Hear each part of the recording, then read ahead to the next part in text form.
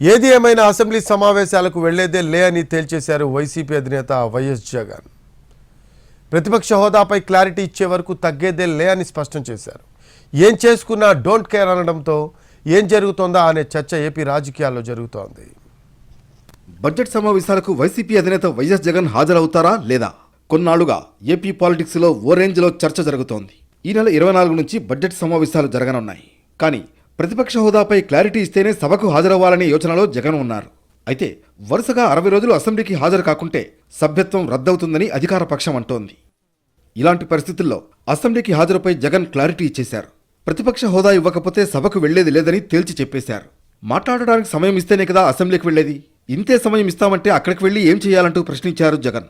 Assembly సమావేశాలకు హాజరయ్యే విషయంలో కోర్టుకు వెళ్లామని, ప్రతిపక్ష నేత హోదాపై కోర్టుకు స్పీకర్ సమాధానం చెప్పాలని డిమాండ్ చేశారు.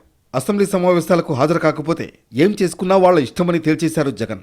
అసెంబ్లీ సమావేశాలు అన్నది మనం బహిష్కరిస్తున్నామనే దానికన్నా you should ask the speaker why is he not responding to the court summons ఇచ్చింది. కోర్ట్ స్పీకర్ను రెస్పాండ్ కమ్మని చెప్పింది. ఎందుకు రెస్పాండ్ కాడన్నా? రెస్పాండ్ అయినారు అని అంటే సమాధానం చెప్పాలి కదా. వాళ్ళు ఏమన్నా చేసుకుని రమేష్ నేను రెడీగానే ఉన్నా, బుద్ధి గురించి చేసుకోండి, ఏమవుతామని ఏం జరుగుతుంది. ఎవడు కాదన్న ఏమన్నా చేసుకోండి, మీరేం చేసుకున్నా ఐ డోంట్ కేర్ అన్నట్లుగా జగన్ చేసిన కామెంట్స్ ఏపీ పాలిటిక్స్ లో సంచలనం సృష్టిస్తున్నాయి.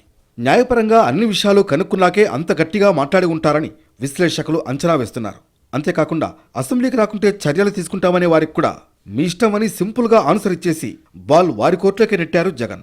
మరి వైసీపీ అధినేత కామెంట్స్ కు ప్రభుత్వం వైపు నుంచి ఎలాంటి రియాక్షన్ వస్తుందో చూడాలి.